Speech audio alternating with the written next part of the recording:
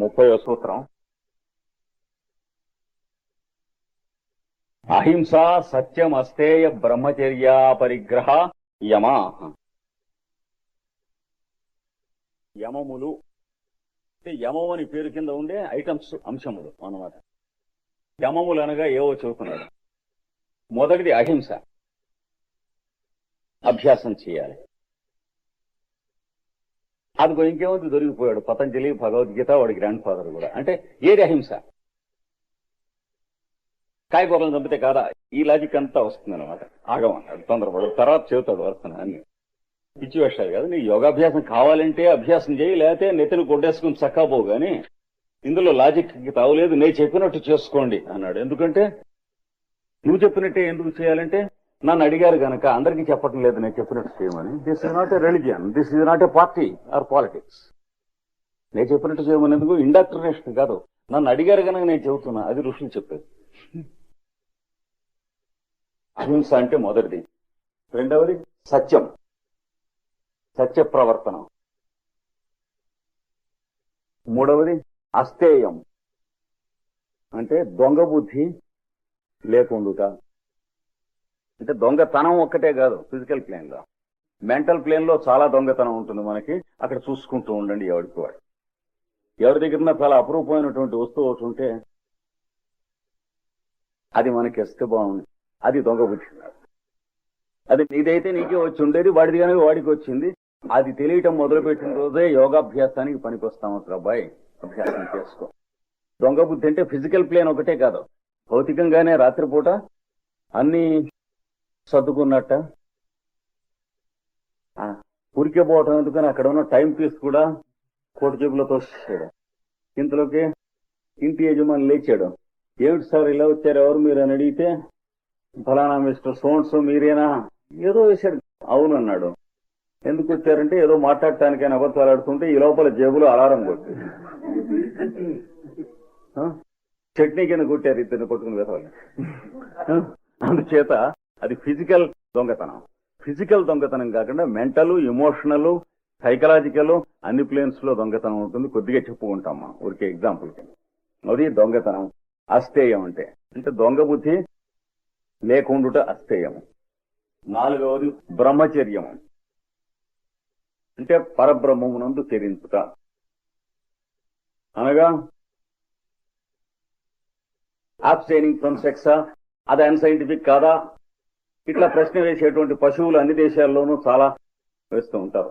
ప్రతి సంవత్సరం చూస్తూనే ఉంటాం. ఆ మాత్రం తెలియనటువంటి వాళ్ళు కాదు ఇది చెప్పింది.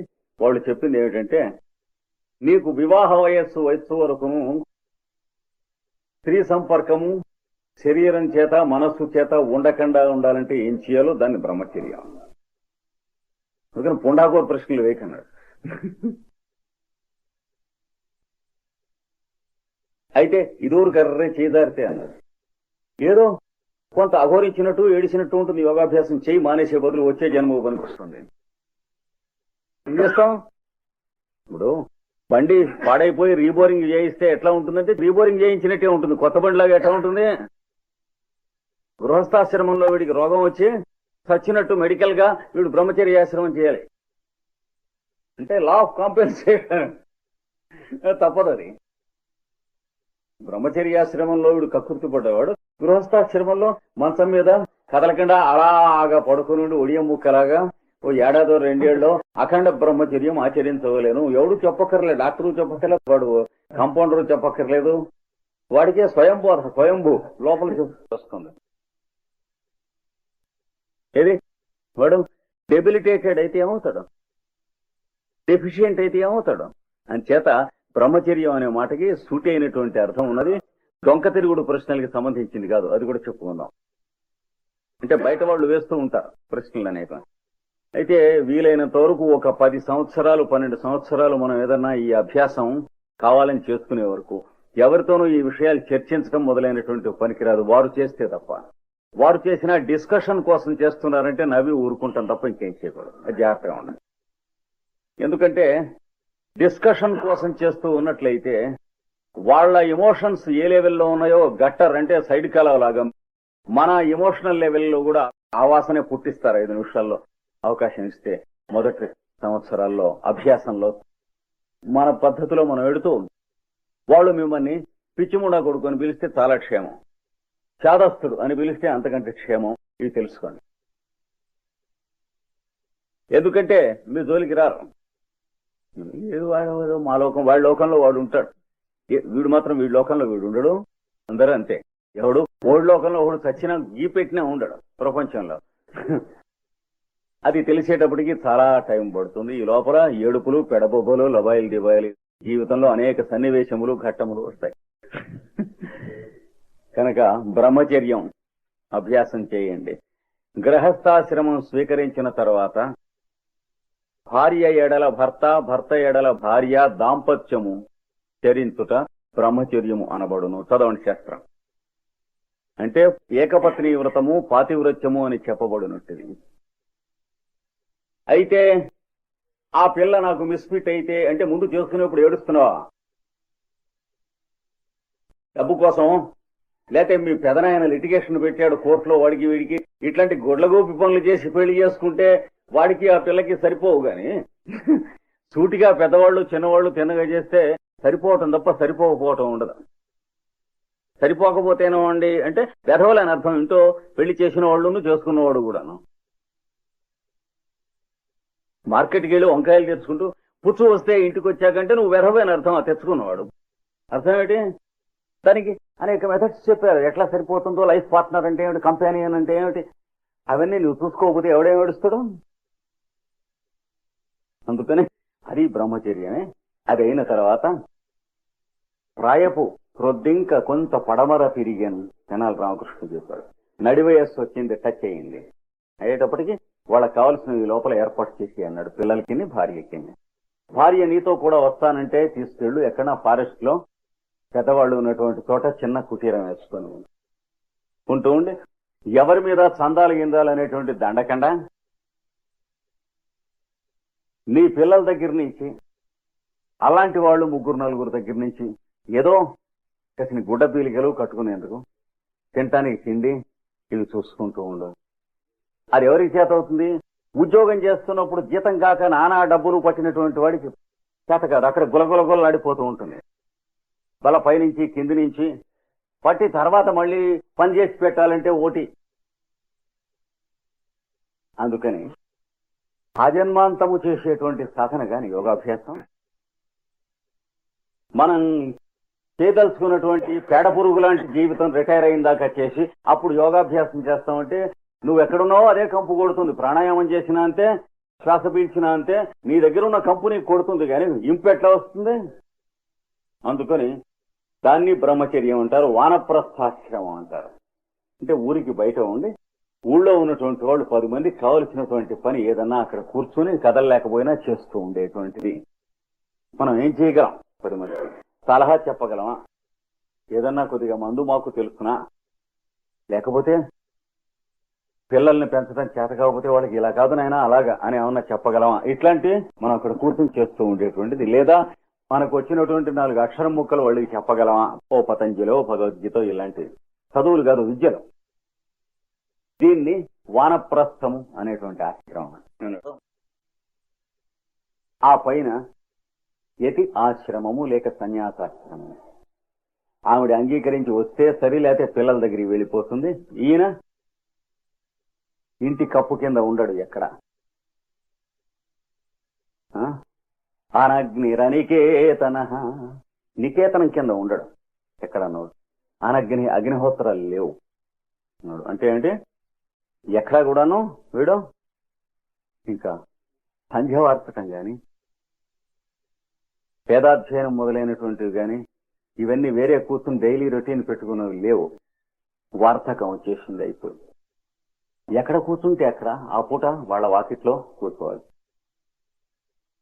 వాళ్ళకు కావలసినటువంటిది ఏదో చేసుకోవాలి. చేసి అక్కడి నుంచి బయలుదేరి పెడుతూ వాళ్ళు పెట్టినటువంటి ఇంత ముద్ద తినాలి. నీకు వస్త్రం కావాల్సి వచ్చినప్పుడు వాళ్ళని అడుక్కొని ఇంత వస్త్రం ముక్క అది కట్టుకోవాలి, వెళ్ళాలి. ఇది సన్యాసాశ్రమం అంటారు. ఈ పద్ధతిలో నడిచినటువంటి వాడిని బ్రహ్మచారి అంటారు. ఉద్యోగం చేస్తూ ఉండగా ఇట్లాంటి పనులన్నీ చేయకూడదు. ఉద్యోగం చేస్తూ నీకు సవ్యంగా ఎంత రావాలో అంత తీసుకో. అపసవ్యంగా వచ్చేటువంటివన్నీ కూడాను నేను ఉంచుకోలేను. ఆయన నీ భార్యకి పిల్లలకి పండక్కి చిరుగుని పెట్టు అని చెప్పగలిగి ఉండు. చేతవాలి. అది చేత కాకపోతే దేవుడు, యోగాభ్యాసం ఇట్లాంటివన్నీ జూటా కబుర్లు ఏమి లాభం లేదు. ఆ పైన అపరిగ్రహ అంటే అపరిగ్రహము. అపరిగ్రహం అంటే ఏమిటి? దానము పట్టకుండుట అంటే ఏదైనా ఇస్తే పుచ్చుకోకుండా అది కాదు. తేరగా అంటే గడ్డి తిన్నట్టు తిన్నాడు, వాడి దగ్గర 10,000 రూపాయలు, ఇంకేదో చెప్పకూడదు తిన్నట్టు తిన్నాడు అంటాను చూడండి, పని చేసి పెట్టి. అది కాకండి.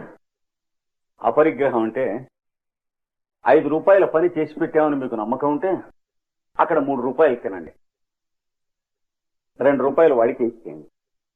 దాన్ని అపరిగ్రహం అంటారు. దాని మీద మీకు నమ్మకం కలిగించి అది ఉన్న చోట వాడు ఎక్కడికి వెడితే అక్కడ వాడికి చుట్టుపక్కల వాళ్ళకి సౌఖ్యం, ఆనందం, శాంతి ఇవన్నీ అప్రయత్నం గలవి. అంటే ఆ రేషియో మెయింటైన్ చేసుకోండి. లేకపోతే ఏమవుతుంది? నీ నీడ్స్ అలాగే మిగులుతాయి, డబ్బులు లెక్కలు పెరిగిపోతూ ఉంటాయి, దరిద్రుడు అయిపోతావు, గర్భదరిద్రుడు అయి చివరికి నోట్ల కట్టలు పెరిగిపోయి నీకు సుఖం లేక భార్య నువ్వు మాట్లాడుకోరు, తండ్రి నువ్వు మాట్లాడుకోరు, అన్న నువ్వు మాట్లాడుకోరు, అప్పచెల్లెళ్ళు మాట్లాడుకోరు, అత్తగారు నువ్వు మాట్లాడుకోరు, ఓళ్ళు చంపుకుంటానికి ప్రయత్నం చేస్తారు, చివరికి అలాంటి స్థితిలో చచ్చిపోతారు. ఇంచేత డబ్బుల వలన ఏవి రావాలనో అవి విలువైనవని తెలుసుకోకుండా డబ్బులు విలువైనవని తెలుసుకున్నాడు గనక వీడు గర్భదరిద్రుడైపోయి చివరికి నానా నికృష్టమైనటువంటి నిద్రగడా పట్టకుండా ఉన్నటువంటి బీపీతో చచ్చి ఊరుకుంటాడు. అందుకని అపరిగ్రహం, జాగ్రత్త జాగ్రత్త జాగ్రత్త అన్నాడు. అపరిగ్రహం అంటే నువ్వు ఎంత చేసావు వాళ్ళకి అంతకంటే కొంచెం తక్కువ పుచ్చుకుంటూ, లేదా ఎక్కువ ఇచ్చారా ఆ పక్కన లేని వాళ్ళు ఉంటారు వాళ్ళకి ఇచ్చే. ఈ రెండూ చూసుకో. చెప్పండి, ఎవడు చేస్తాడండి? ఎవడి సంగతి కాదు, నీ సంగతి కావాలో అక్కర్లేదో నిర్ణయించుకో. ఎవడు చేస్తాడండి అంటారు, ఎవడు చేయడు, నీకు కావాలా అక్కర్లేదా? Simple answer. అందులో ఈ రోజుల్లో ఆ రోజుల్లో అని లేదు. మంచివాళ్ళు అన్ని రోజుల్లో ఉంటారు, వెధవలు అన్ని రోజుల్లో ఉంటారు. అని చేత let us classify our selves according to our own stature. అంతేగాని ఎవరు వాళ్ళు వీళ్ళు ఈ కబుర్లు చెప్పకూడదు. మనం ఉపన్యాసాలు అవన్నీ అది చేయాలి. కనుక అహింస ఒకటి, సత్యం ఒకటి, అస్తేయం ఒకటి, బ్రహ్మచర్యం ఒకటి, అపరిగ్రహం ఒకటి. ఇవేమిటి? ప్రొసీజర్స్ కాదు, యాటిట్యూడ్స్. జాగ్రత్తగా గుర్తుంచుకోండి. లైఫ్ లో ఇవి యాటిట్యూడ్స్. ఇవి చేతనైతే సుఖం ఉన్నది నీకును, నీ వాళ్ళకిన్ని, చుట్టుపక్కల వాళ్ళకిన్ని, నువ్వెక్కడ అడుగు పెట్టావో వాళ్ళకిన్ని. ఇవి చేత కాకపోతే మిగతా వాళ్ళు శుభ్రంగా సుఖపడుతూనే ఉంటారు, నువ్వు పురుగుల్లో ఏడి చచ్చిపోతూ ఉంటావు. ప్రతి వాడిని నిద్రపట్టదు. ఇంకేముంది? వాడు నన్ను చూసి ఏడుస్తున్నాడు, వీడు నా మీద ఏదో కళ్ళల్లో నిప్పులు పోసుకుంటున్నాడు, ఇట్లా కనిపిస్తారు అందరూ కూడా. ఇది చూసుకోమన్నాడు. ఇది మొట్టమొదటిది యమము అనేటువంటి సాధనం. ఎన్నాళ్ళు పడుతుందండి ఇది సాధన చేయడానికి? ఫస్ట్ క్వశ్చన్ ఎగ్గొట్ట తెలుసుకున్నవాడు. అంచేత ఎగ్గొట్ట తెలుసుకున్న క్వశ్చన్ వేఖర్ లేకుండా ఎగ్గొడితే చాలా తేలికైన పద్ధతి. కావలసినటువంటి వాళ్ళకి ఆ ప్రశ్న అక్కర్లేదు. అయితే అందుకు కాదండి అడుగుతుంది. ఇది ఎంతకాలం పడుతుందో తెలిస్తే రెండవది మళ్ళీ ఎప్పుడు ప్రాక్టీస్ చేయాలో అంటే ఏమిటి? Riffraff question. ఇక్కడ చెప్పింది ఏమిటి? 8 అంగములు అన్నారు. అంగములు అంటే శరీరానికి అవయవాలు అంటే అవి ఏది పని చేయించడం నేర్చుకున్న తర్వాత అవయవం, తర్వాత ఏది పని చేయించుకుంటాం నేర్చుకుంటున్నారమ్మా మీరు. అందుకని 8 అంగములు పనిచేస్తూ ఉంటే శరీరం ఉంటూ ఉంది. Have common sense, don't lose your head, అది వాడు చెప్పింది. అలాగే ఈ 8 అంగములు సైమల్టేనియస్ గా అభ్యసించవలసినటువంటి మొదటి 4 మీరు అభ్యసించేవి, తర్వాత 4 మీకు వచ్చేవి. కనుక ఇలాంటి మధ్యన మిమ్మల్ని సందేహంలో పెట్టేటువంటి వాళ్ళు వేసే ప్రశ్నలు ముందు తొలగించారు. ఆ పైన వాళ్ళు వేస్తూ ఉంటే మీరు విన్న కూడా వినరు, మీ మార్గాన్ని మీరు ఎడుతాం. అది పద్ధతి. అహింస ఇది మొట్టమొదటి. ఇందులో అహింస అంటే ఎంతవరకండి? కాయలు తింటే హింస కదా, జంతువులు తింటే హింస అని ఒకడు. ఇంకోడు మరి మేం బెంగాలీసం కదా, అహింస ఎక్కడి వరకు అంటే ఫిష్ ఎలవుడా, నాకు ఎలవుడా, ఇట్లా ఎవడెవడిని బట్టి వాడికి వాడు ఉన్న స్టేషన్ని బట్టి వస్తూ ఉంటాయి ఆన్సర్స్. బాబు నిన్ను యోగాభ్యాసం చేయమని కాళ్ళు గడ్డాలు పట్టుకుని ఏ ఎవడు బతిమాలలే. ఇది యూనివర్సిటీలో టెక్స్ట్ బుక్ పెట్టించుకుంటాం కోసం నానా జతల కాళ్ళు పట్టుకుంటాం కాదు కదా. వాళ్ళు మనం బాగుపడే రోజు వస్తే చదువుకునేందుకు రాసి ఎక్కడ పడేశారు. కావాలంటే చదువుకునేది, లేకపోతే చక్కపోయేది. అందుకని యోగాభ్యాసములో చెప్పబడినటువంటి ఈ స్థితి కావలసిన వారు ఈ స్థితి అనుభవించండి. అయితే కాయలు కూడా తినవద్దా? లేతే కాయలు తింటామంటే చేపలు కూడా తినవచ్చా? కాయలు చేపలు తింటామంటే జంతువులు కూడా తినవచ్చా? కోడిగుడ్లలో వెజిటేరియన్ ఎగ్స్ తినవచ్చా? ఎవడు ఏదైనా తినవచ్చు, ఎవరు వద్దని లేదు. ఇది కావలసి ఉంటే మాత్రం వీడు చెప్పింది చేయమన్నారు. ఇందులో ఎవడు ఎక్కువ ఎవడు తక్కువ ఇలాగా ప్రజల్ని టోపీ వేయటం కోసం పొలిటీషియన్స్ చెప్పేటువంటి థియరీస్ కావు. నీకు ఈ మార్గం కావాలంటే ఇది ఫాలో అవ్వు అని చెప్పారు. కానీ ఈ పార్టీలో చేరు, ఈ జెండా పుచ్చుకుని ఎగురు, ఇట్లాంటివి చెప్పలేదు వాళ్ళు. అంటే పతంజలి పార్టీలో చేరండి అలాగా. అయితే ప్రొసీజర్ ఎట్లాగా అలా అడిగారు. బాగుంది. తెలుగులో పోతన గారు చెప్పాడు, గ్రీకు భాషలో పైథాగోరస్ చెప్పాడు. అవే ముక్కలు మధ్యన 8,000 మైళ్ళు ఉన్నాయి, 8,000 మైళ్ళును ప్లస్ 8,000 సంవత్సరాలు ఉన్నాయి. అవే ముక్కలు అవే ముక్కలు అవే ముక్కలు. ఏమని చెప్పాడు? అరణ్యాల్లో పెడుతూ చెట్ల నుంచి కాయ రాలితే తినండి, నువ్వు దేన్ని చంపటం లేదు. చెట్ల నుంచి శుభ్రమైనటువంటి ఆకులు చాలా మంచి రకమైన అవి రాలితే చెరువుల్లో కడుక్కుని తినండి, ఏం అభ్యంతరం లేదు. నీ దొడ్లో పెంచుకోండి, గృహస్థు అయితే తినండి, ఏం అభ్యంతరం లేదు. అలాగే ఆకులు చెట్టు నుంచి తీసుకునేటప్పుడు చెట్టును పెళ్లగిస్తే చనిపోతుంది. అలా కాకుండా ఆకులు తీసుకుని చెట్టు ఉంచండి, ఇది పద్ధతి. అలాగే జంతువులు తినరా, తప్పకుండా తినవచ్చు. కానీ చెట్లని మళ్ళీనే చంపకుండా తినమన్నాడు. ఏది? ఆవు పాలు తాగవా? ఆవును కోసి తినక్కర్లేదు. పెరుగు తాగవా? వెన్న తినవా? మేగడ తినవా? మజ్జిగ తాగవా? ఏం రోగం అన్నాడు. ఈ ప్రశ్నలు ఎందుకు అన్నాడు. అట్లాగే గేదెతో, అట్లాగే గొర్రెతో 8,000 జంతువులు నీకు లేవు. అంచేత పైథాగరస్ ఏం చెప్పాడు? The question is not whether it is an animal or plant product, the fetish to kill and eat should go అన్నాడు. అది ఆయన అన్నది. అంటే చంపి తిందాం అనేటువంటి ఒకనొక లోపల ఉంటుంది పశుబుద్ధి, అది పోవాలి నీకు, అది దిగిపోవాలి. జంతువునైనా సరే చెట్టునైనా సరే నీకోసం. కానీ నువ్వు చంపితే లోకం గొడ్డుపోదు. చాలా జంతువులు వస్తాయి, చాలా చెట్లు వస్తాయి, చాలా కోడిగుడ్లు వస్తాయి, చాలా చేపలు వస్తాయి. ఎందుకు రావు? భూమి మీద ఉన్నవాళ్ళం అందరం కూడాను బెంగాలీ వాళ్ళ పద్ధతిలో ట్రైనింగ్ అయిపోతే ప్రతి ఇంటి ముందు కూడా వాళ్ళు బెంగాల్లో ఏం చేస్తారు?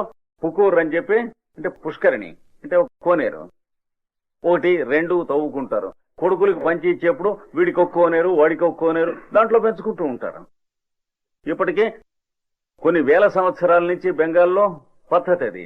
అంటే పొలాలు ఎలా అయితే ఇస్తారో, తోటలు, దొడ్లు, చెట్లు ఎలా అయితే ఇస్తారో, ఈ పుష్కరిణులు బెంగాల్ భాషలో పుకూర్ అని అంటారు దాన్ని, అది పంచి ఇస్తారు. చూసారా? అందుకని చూసుకుని జాగ్రత్తగా దేనిని చంపకుండా నువ్వు తినటానికి చాలా వీలుంది గనక పైథాగరస్ చెప్పాడు, అది తినండి అన్నాడు. ఆకులు రాలుతాయి తిని ఏం రోగం అన్నాడు. కాయలు రాలుతాయి తిను ఏం రోగం అన్నాడు. పళ్ళు రాలుతాయి తిను ఏం రోగమా. తర్వాత చెట్టులో ఉన్నటువంటి భాగాన్ని నువ్వు పొరపాటును కోసినా, కొంత భాగం నరికినా మళ్ళీ పెరుగుతుంది. జంతువులో గాని, చేపలో గాని, మనిషిలో గాని నువ్వు కోస్తే శరీరం మళ్ళీ పెరగదు. అంటే అర్థం దీన్ని కోయకూడదు, ఒకవేళ మామూలుగా గృహస్థుగా ఉంటే దాన్ని కోసుకుంటే కోసుకోవచ్చు అని అర్థం. ఇది జ్వాలాకోలుడు చెప్పినటువంటి ఆర్గ్యుమెంట్ ఈ చివరిది. అంటే నేచర్ ఏం చెబుతుందో విను. ఒక చెట్టుని నువ్వు ఒక భాగం, ఒక కొమ్మ తీసినా మళ్ళీ కొమ్మ వస్తుంది. ఒక జంతువుకి ఒక కాలు తీసినా, మనిషికి చేయి తీసినా, ఒక చేపకి సగం ముక్క తీసినా మళ్ళీ రాదు, చస్తుంది. అంటే అర్థం ఏమిటి? దాన్ని చంపకుండా దాని దగ్గర నుంచి ఆహారం తీసుకో, జంతువు దగ్గర నుంచి. దీంట్లోంచి కొంత ముక్క అప్పుడప్పుడు కావాలంటే తీసుకో. యోగాభ్యాసం చేస్తుంటే అది కూడా మానేయను. అంటే try to learn nature's language and what she teaches, అది జ్వాలాకోలుడు చెప్పింది. కనుక అహింస అంటే సత్యము. సత్యం అంటే ఉన్నదన్నట్టు చెబుతాను. ఉన్నదన్నట్టు చెప్పడం కాదు సత్యం. ఉన్నదన్నట్టు చెప్పడం ఒక్కటే కనుక సత్యం అయినట్లయితే టేపు రికార్డర్ నీకన్నా మొనగాడైన సత్యం. వాడు తగ్గితే అది కూడా చూస్తుంది. అందుకని అలాంటి డొక్కు సత్యం కాదు ఇక్కడ చెప్పింది. సత్యం అనేది ట్రూత్ఫుల్నెస్ తప్ప ట్రూత్ స్పీకింగ్ ఒక్కటే కాదు, యాటిట్యూడ్. అది జాగ్రత్తగా తెలుసుకోవాలి. దానికి దీనికి తేడా. అంటే ఎందుకోసం సత్యం అభ్యసిస్తున్నారు? 10 మంది క్షేమంగా ఉండటం కోసమే కదా. కదా, సత్యం దేనికి అభ్యసించమన్నారు మిమ్మల్ని? నువ్వు ఇంకోటి టోపీ వేయకుండా ఉండేందుకే కదా. అలాంటప్పుడు మీ ఇంట్లో కుర్రాడు, మనవడు కోపం వచ్చి అన్నం తినడానుకో, తినడంటే వాడి తల్లి మన సినిమా పోదా నాన్న అన్నం తిను అని అబద్ధం ఆడుతూ ఉంటుంది. నువ్వు యోగాభ్యాసం చేస్తున్నావు కనుక తప్పు, అబద్ధం ఆడకూడదు, మన సినిమాకి పోం ఈవేళ. ఇలాంటి వెధవేషాలు కదా సత్యం అంటే. ట్రూత్ఫుల్నెస్ అనేటువంటిది అభ్యాసం చేయాలి. అంటే ఎవడికి ఏది కావాలి, మనం ఎవడికి ఏది చేయగలం, దాన్ని చూసుకుని దానికి సంబంధించినటువంటి పని చేయటం, దానికి సంబంధించిన మాట మాట్లాడటం, దానికి సంబంధించినటువంటి ఊహ చేయటం, ఇది సత్యం అనేటువంటి. అంటే క్రిటిక్ దృష్టిలో అది అసత్యమే కావచ్చు వాడికి. అదేమిటి, ఇప్పుడు మనం సినిమాకి వెడుతున్నాం, ట్యాక్సీ వస్తుందని చెప్పాలి. ఎందుకంటే వాడిని అన్నం తినిపించడం కోసం చెప్పిన ముక్క గనక అది సత్యం. వాడెవడో అడవి పంది మీద బాణం వేశాడు. బాణం గుచ్చుకుని దెబ్బ తగిలి అది తావలే, పరిగెడుతుంది. వెనక పరిగెడుతున్నట్ట దేవి భాగవతంలో ఉంది మనకు. ఈ పరిగెడుతుంటే కొంత దూరం పరిగెట్టాక ఒక ఋషి వాకిట్లో నుంచుని ఉన్నాడు. పాపం నుంచునుంటే ముందు అడవి పంది దెబ్బ తగిలి పరిగెడుతూ ఉంటుంది, చూశాడు, వెళ్ళిపోయింది. అది డొంకాట తిరగంగానే వీడు వస్తున్నాడు బాణం విల్లు కొట్టుకుని. వచ్చి ఏ ఎవరా మనిషి అన్నాడు. ఏది? ఈ ఋషిని. వాడి లాంగ్వేజ్ వాడిది, దానికి తప్ప ఋషికి తేడా ఉండదు. ఏదో నీలాంటి మనిషినే లేని అన్నాడు. ఇటు పక్క జంతువు ఏమైనా వెళ్ళిందా అన్నట్ట. అంటే వెళ్ళింది అని సత్యంతుడిలాగా చెప్పడం, చెప్పకపోతే తాను నరకానికి పోతాడనేటువంటి కరుడు కట్టినటువంటి స్వార్థమా? లేకపోతే వాళ్ళు నిజంగా తను నరకానికి పోవటం అనేది ఎవడో స్టూపిడ్ చెప్పింది రైట్ అయినట్లయితే పోయాం ఎడిచినట్టుంది, పోన్లే ఈ అడవి పంది రక్షింపబడుతుంది, దానికి కూడా పెళ్ళం పిల్లలు ఉన్నారు కదా, వీడు ఇంకో దాన్ని తింటాడు, మన ద్వారా అదే ఎందుకు చంపబడాలి అని వీడు చూస్తున్నాడు. అనుకుంటూ ఉండగా చూసినట్టు చెప్పు పెద్దవాడివి అన్నట్టు. హే ఇది ఎట్లా వీల్లేదు, చూసేది కన్నును చెప్పేది నాలికన్ను, చూసినట్లు ఎట్లా చెబుతావా అన్నట్టు. అంటే వీడిది అక్కడ వాల్టేర్లో ఆ పిచ్చాసుపత్రి నుంచి తప్పించుకుని వచ్చినట్టున్నాడు. పోవా వెళ్ళిపోయాడు. కనుక సత్యం అనేటువంటిది యాటిట్యూడ్ తప్ప ఒక సెంటెన్స్ కాదు, ట్రూత్ఫుల్నెస్ తప్ప ట్రూత్ స్పీకింగ్ ఒకటే కాదు. జాగ్రత్తగా తేడా రెండింటికి గమనించుకోవాలి. కనుక సత్యం అనేది మన లైఫ్ కు సంబంధించినటువంటి యాటిట్యూడ్. అస్థేయం మంచి ఏదో పెద్ద పెద్ద విషయాలు కొన్ని ఉపన్యాసంలో మీరు చెబుతారు, అవి నేను విని చాలా బాగున్నాయని ఏడుస్తాను కాసేపు. అంటే అవి ఈయన చెప్పేసాడే అని. ఇంతలోకి ఇంకో ఊరు వెళ్ళినప్పుడు అవి నావి కింద నేను చెప్పేస్తాను. అది స్థేయం. అంటే దొంగ బుద్ధి అంటే వస్తువులు ఒక్కటే కాదు, అనేక లెవెల్స్ లో ఉంటుంది దొంగ బుద్ధి అనేటువంటిది. అంటే దీన్ని ఏమంటారు? కవెటెడ్నెస్. థీవింగ్ ఇన్స్టింక్ట్ మాత్రమే కాదు, అంటే అవి మనవిగా చేసుకుందాం అనేటువంటి దుర్బుద్ధి.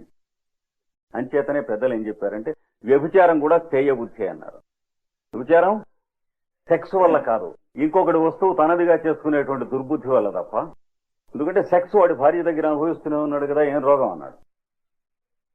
వాళ్ళు ఎనలైజ్ చేశారు ప్రాచీనంలో.